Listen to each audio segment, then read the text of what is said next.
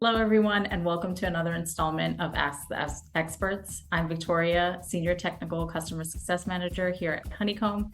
And joining me today is Dan Ravenstone, Honeycomb Customer Expert and Staff Engineer at Top Hat. So Dan, today's topic is the challenges teams face when adopting Honeycomb. We've heard that some companies are resistant to adopting a new approach or a new way of thinking about an old problem like reliability or performance.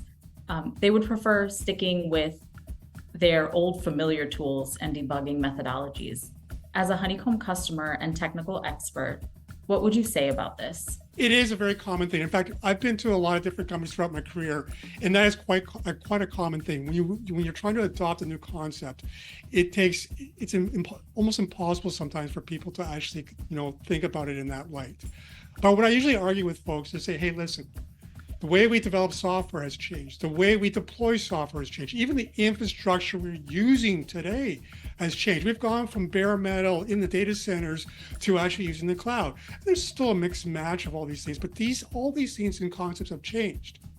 Why shouldn't our monitoring and observability concepts change with it? And especially how we've seen how monitoring used to be a very reactive concept. And observability is meant to be more proactive, to see what's going on within your environment before it actually happens. This is where, again, what I love about Honeycomb. Honeycomb has been sort of in the lead with all this. They've been sort of the front runner. They've set they almost helped sort of define and set the standards that we want to use today. We look at these now through service level objectives. So we're no longer reacting to something, but we're actually having this information come to us before it becomes customer impacting. And I think that's what it takes is really love and patience and compassion to actually help our developers and engineers understand why this is important. And once they get the tool in their hands, and I find too, when you put something in their hands and they start using it, and they go, oh, this is how, okay, I get it now. But it takes him having some hands-on approach.